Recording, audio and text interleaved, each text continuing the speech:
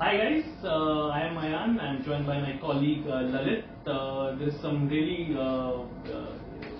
disappointing news, if you could call it that, coming in for Indian fans. It seems the team has suffered a major setback with fast bowler Jasprit Bumrah, all but pulled out of T20 World Cup due to a back injury. His last T20I was against Australia on September 25th, where he conceded 50 runs in 4 overs, his worst T20I figures to date.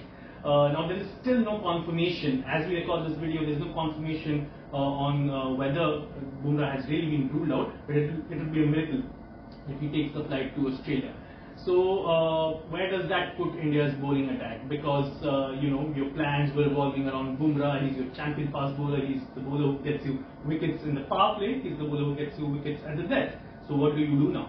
Now you obviously turn to the standbys. In the standbys you've got two fast bowlers there, Mohammad Shami and Deepak Chahar. Shami seems to be the ideal candidate to be drafted in at the moment. Yeah, given the record that he has had, his experience over the years, obviously Shami would be preferred ahead of Chahar. But again, he's not played for India in the shortest format since the last World Cup. Right. Hasn't played limited overs cricket since tour to England in July. Right. And also he was down with COVID. He was drafted into both squads for the Australia and South Africa series, but he was down with COVID. So now it leaves leaves India with just 2 games, 2 warm-up matches before the World Cup where they could try out Shami. Right. A very pertinent point there, because of course, by the way, it was just the previous day that Shami shared news that he had tested negative for COVID-19, but not in time to be included for the South Africa series. So he won't have much game time under his belt if India chooses to pick him in the 15. He did make an impression in the IPL, the last IPL with Gujarat Titans, where he was excellent in the power play. That is something that might actually tempt the selectors and the captain and coach to look at Shami as the replacement for Bumrah. Let's not forget the experience also is a big factor here. But for once, let's think of Deepak Chahar as another viable option, because Chahar is part of the South Africa T20s. He bowled an excellently ball spell against South Africa in Thiruvananthapuram, a deadly spell that sure would have raised his stakes as well. Your take on that? Yeah, absolutely. And what he offers with the bat also gives him another he's an X factor, ahead of Shami. And also, given the form that Bhuvneshwar has had over the last couple of series, Chahar could be preferred with the new ball. And the onus on doing the thing with, towards the death would fall on Arshdeep, who's been absolutely good, as we saw in the first T20 as well. And that could be the way India could turn from here on. Right.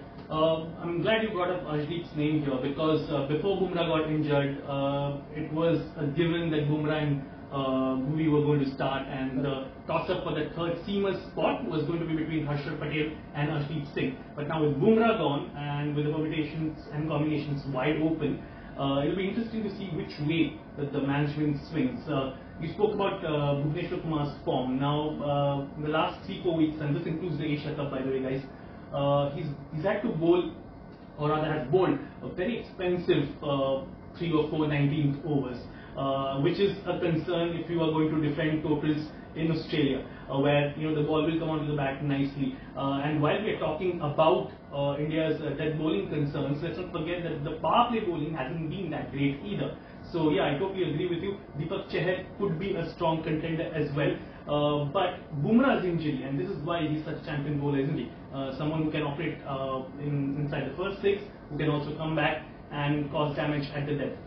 Let's talk about death bowling. I've got some numbers in front of me here, guys. In the Australia T20Is, Bhuvi's economy rate at the death was 17. Harshal Patel's 14.50. These are like quite expensive numbers. And what compounded their problems was the fact that they were not taking wickets. So now it's going to be, the way I look at it, could be a shootout between Harshal and Arshdeep, as was supposed to be. If you go back to the IPL 2022, both of them bowled really well. Arshdeep, of course, had the second best economy rate at the death, between 17 and 20, 7.58. He took just 4 wickets. Harshal had an economy rate of 9.58, but he took 9 wickets. So yeah, I mean it's up to the selectors to decide what they want. Do they want a bowler who's got who's profligate at the death but picks up wickets, or a bowler who's specialist death bowler, by the way, who has less wickets but is bowling at a very good economy rate? How do you see this selection quandary playing out? I think the first thought that the management would definitely have would be whether to, would they be able to continue in the same attacking mindset with the ball, or rather move into a defensive setup where Ravichandran Ashwin could come in ahead of Chahal in the middle overs. Chahal, as we know, is a more attacking bowler, concedes runs but picks few wickets. But do they have the luxury of doing that again? So, while Bhuvneshwar is still the front runner in the power plays, and we could see Arshdeep taking up the role towards the death. What becomes more important is who will be the lead spinner alongside Akshar in the absence of Bumrah, who gives you 2 overs in the power play and at the death. So it'll be a mix. You have Arshal as well. So it's no, as Rizik correctly points out, this is really turning out to be a headache, guys. Let's not forget Arshdeep in the first T20 against South Africa bowled brilliantly with the new ball, got to swing both ways, and of course he had help from the conditions. And Rohit Sharma, quite correctly at that, used him, uses 3 overs rather in the power play on the trot. So we could also be a one-off given the conditions. And whoever comes in, Shami or Chahal, they would be more preferred in the power play to do the job up front. Pick wickets alongside Bumrah. Bhuvneshwar. He's picked around 18 of around 20-28 wickets that India's picked this year. So certainly, if we need to attack, it should be in the power play with the new ball. And the focus. Arshdeep's primary role will be towards the death. Right, so yeah, teams have time. All the Super 12 teams have a lot of time still to make changes to the squad should they want to. And I'm sure there'll be a lot of names, doing rounds. I'm already hearing things about Umran Malik, and the fact that he could be included in squad. We could be reaching at this point, but let's not rule anything out. Of course, the options are plenty, but Shami at the moment, the way things are, could be the front runner. We'll be keeping a close tab on this development, and we'll get back to you as and when we have more updates. Until then, this is Ayan with Lalit signing off. Thank you so much.